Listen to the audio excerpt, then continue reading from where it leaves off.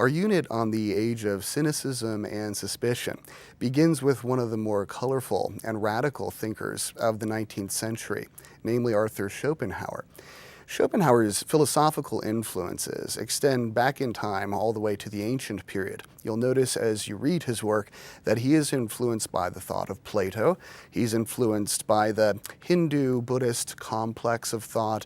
And of course, as many of his contemporaries on the continent were during the 19th century, he's heavily influenced by the philosophy of Immanuel Kant. This is a time period in which philosophers, especially on the continent, were still coming to terms with, thinking their way through Kant's contribution to philosophy. Schopenhauer is no different there. In fact, I'd like to provide a kind of comparison of Schopenhauer with Kant. And I think the best way to do that is to go back in time just a little bit and look at another pair of modern philosophers who are typically paired up together, compared over against one another. So I've got in mind Descartes and Spinoza. So just go back and remember what Descartes' basic project is. Descartes is trying to reconcile things that we believe about ourselves, our immortality, our freedom of will, and so forth, together with the new mechanistic science.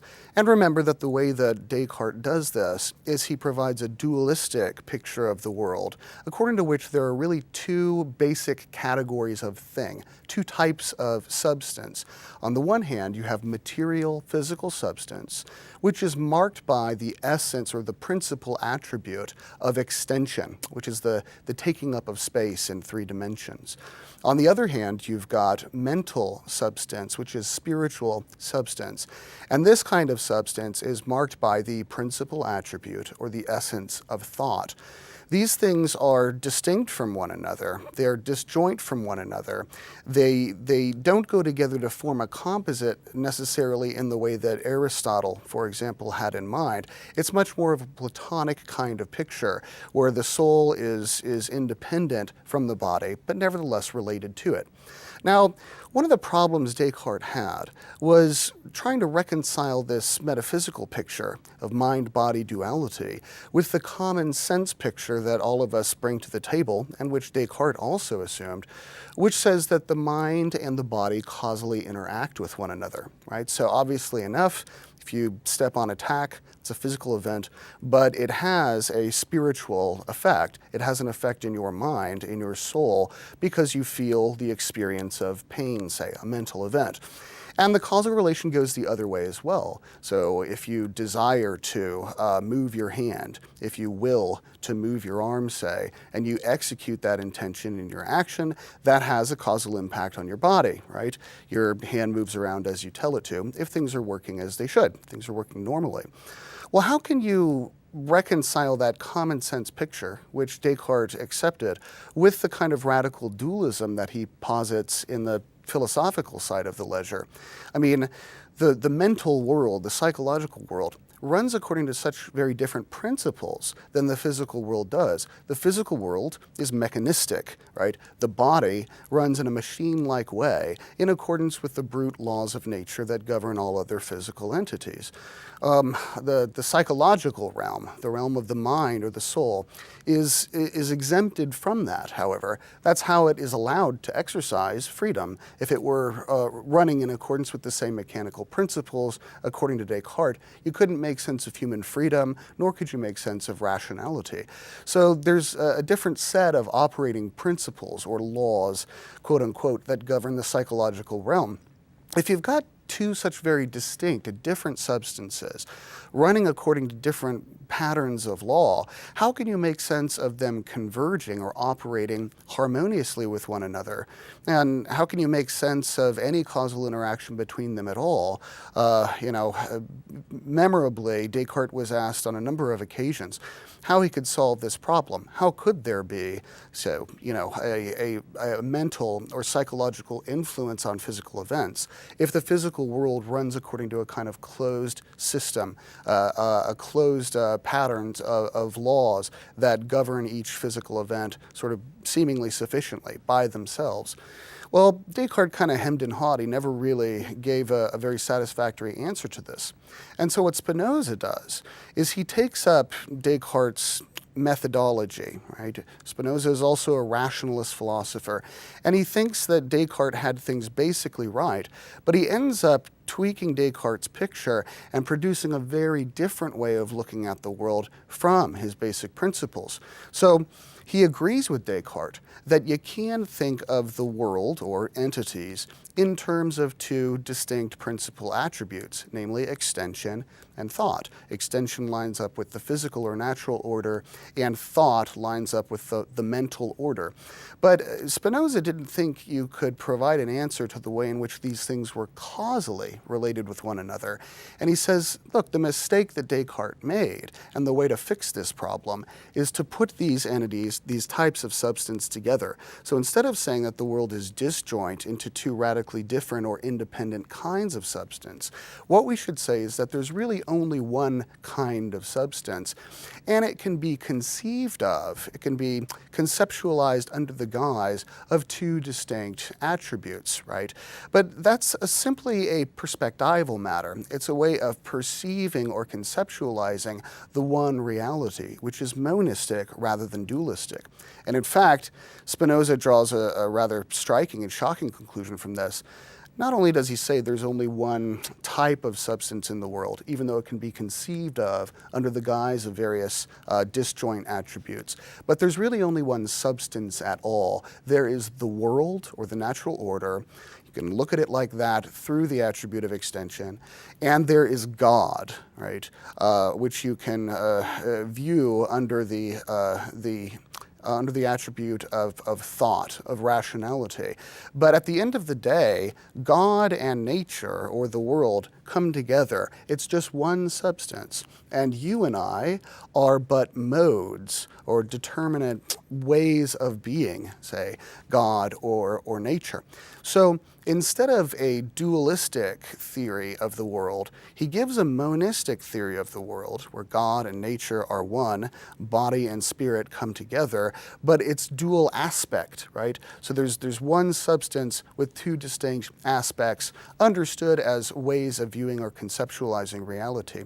So what that means for you is that you are a physical and a spiritual thing, and there's no metaphysical distinction between your physical and spiritual natures. However, your activity and your sort of, your events of your life in the world can be viewed under the guise of thought and under the guise of your physical nature. You know, as a rationalist philosopher, Spinoza was committed to the idea that the universe is a fundamentally intelligible place. It's something that can be made to make sense to human reason. And so if you're looking at the world under its physical aspect, under its physical guise, you're going to explain what transpires in the world in accordance with the mechanical laws of nature that the physicists were developing and were discovering during that time. If you look at the world, however, under its aspect of thought or rationality, what you see is that the history of the universe unfolds according to a rational principle, which is rather like a long geometrical deductive proof. And this long rational proof coincides with the pattern of events that take place in the natural order. So the world is a rational place. Everything that exists is one, or modes of the one, understood under different aspects. Okay, so how does this relate to the Kant-Schopenhauer comparison that we're interested in? Well, in a couple ways. You know, Kant also, like Descartes, presents a kind of dualistic picture. There's some controversy here among Kant scholars. Remember, Kant says, well, look, there's a noumenal realm and there's a phenomenal realm. The noumenal realm is populated by things in themselves. These things are unconceptualized by us. And then the phenomenal realm are things that are populated by things that are conceptualized by us, and which we, by way of our categories of thought, come together to, in part, constitute, right? So we ourselves are partial creators of this phenomenal reality. Now, some people would say, and certainly the immediate followers of Kant thought, that he was thinking of this as a kind of two-world picture. So you've got a real phenomenal realm and a noumenal realm. So it's dualistic along the lines of sort of Platonic dualism. Others have said, no, you ought to see Kant as saying that the world is one, but it's got two aspects to it, a noumenal and a phenomenal aspect. Just for the sake of convenience and easy exposition, I'm going to speak as though the two-world theory is right, and that'll line us up for a discussion of Schopenhauer. So, one problem that the dual world or the two-world view of phenomena and noumena that Kant delivers to us, one problem that this view had is very similar to the causal interaction problem which Descartes faced. You know, some of his first critics said, well, you know, I like this transcendent idealism. I like the idea that the world of our experience is in part constituted by us, by our own ideas, by our own thought processes and categories of conception and so forth. Like that idea, but how do you fit in the noumena, the things in themselves, together with the phenomena? I mean, what Kant wants to say is that there's a real reality out there, which is unconceptualized by us, and our intuitions or experiences of the world are caused by these noumenal things somehow impinging upon our sense organs, and then they are the effects of this causal interaction is the creation of these phenomenal objects, which are in part constituted by our thought. But remember, things in themselves aren't characterized by the categories of substance, space, time, and causality. So on the one hand, Kant wants to say that causality, the notion of causation, is something of our own ideal creation. It's something mental that we foist upon the world and by which we logically organize the items in our perceptive fields.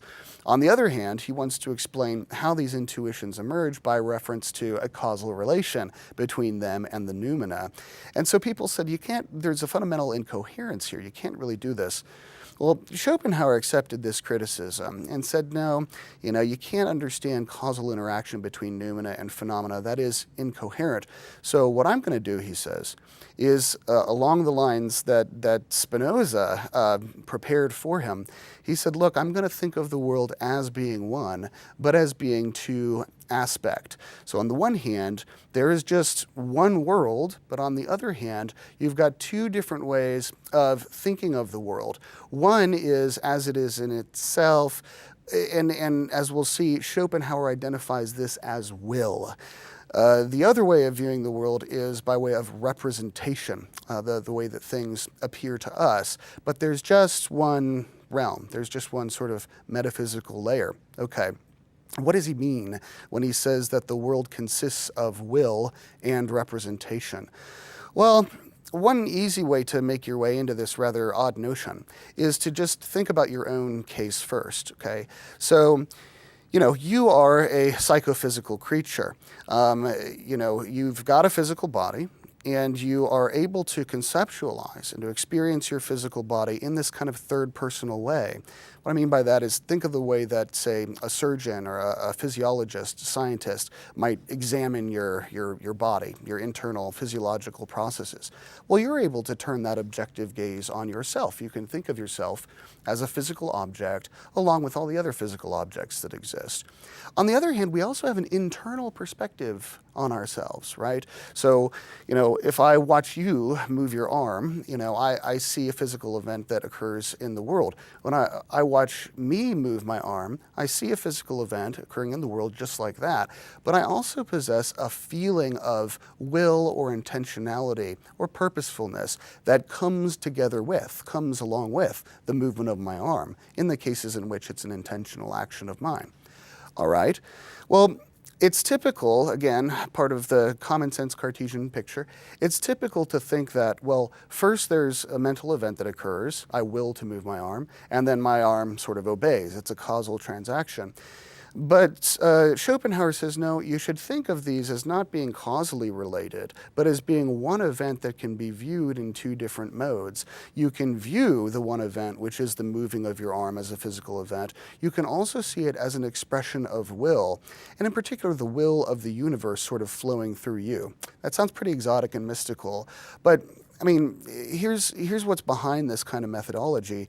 The idealists, who thought that the world needed to be understood as itself being mentally constructed in some way, had the kind of idea that if you look inside and if you study the motions that are occurring within you, the sorts of flows of energy and the principles guiding your own rational life or whatever, then you can, by way of this introspective effort, come to know what the general principles are that govern all of reality. So he sees in himself will and representation, and he realizes that when he looks at other physical objects in the world, he doesn't have that same internal perspective on them as he has within himself, but he thinks the most comprehensible way of viewing the world is to view all physical objects as being expressions of will, as well as physical objects in their own right, out there in the objective, natural order of things, okay? So the world itself, sort of like what Spinoza says, right? It's one thing, it's unfolding according to will, but it's not, crucially, and this is where he departs from Spinoza and the rationalists and many of the moderns, it's the will that is the world isn't a will that unfolds in a rational and necessary way.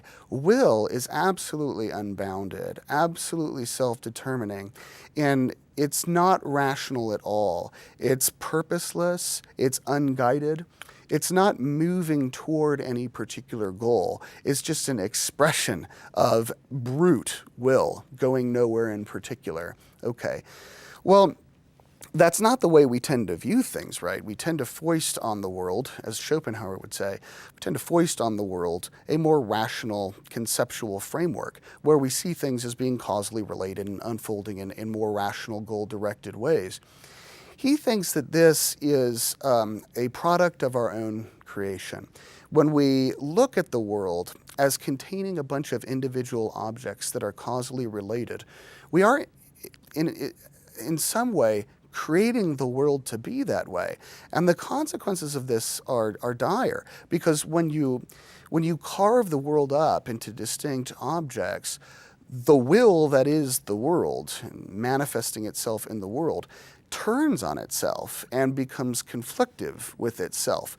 And so because of the fact that, the world as will isn't going anywhere in particular, is blind, is purposeless, there's a certain kind of frustratedness in existence because there's no final conclusion with which will can, end itself, right? There's no sort of goal that we can finally attain. What's true for the world is true for us as well. Our lives are meaningless expressions of a sort of striving and undirected will. So because of this, the idea of trying to harmonize ourselves rationally, our way of life rationally, so that it fits in with the overall rational processes of the world is something that Schopenhauer has to toss out, and it leaves you in this sort of frustrated, meaningless existence. How do you get on? How do you cope with that? Well, this is where I think you see some Hindu and Buddhist elements begin to emerge. He does think that in certain, especially aesthetic experiences of, for example, music or, experiencing the transcendent through art, we come to a less individualized and individualizing frame of mind, and we begin to see things as being fundamentally one. We begin to lose the sort of self-interested individuality that marks our own representation of ourselves in our existence, and we begin to foster a kind of stoic, a calmer outlook on things. So it's a matter of sort of recognizing that life is suffering, that life is conflict, and finding a means in this life to get along despite the fact that philosophy teaches you, which is that at the end of the day, it's all purposeless striving, going nowhere, and then you will finally die. So Schopenhauer memorably says, look, here's what life is like, and here's why it's a little bit perplexing. Here's why it's a little goofy. You know, it's like a person going down a stream. Think of somebody whitewater rafting, say, and they're scrambling to make their way through all these currents. They're scrambling to avoid rocks and eddy pools and so forth, and keep themselves afloat. And this is consuming all their time and energy. And then finally, of course, they just go over the waterfall, and that's the end of them.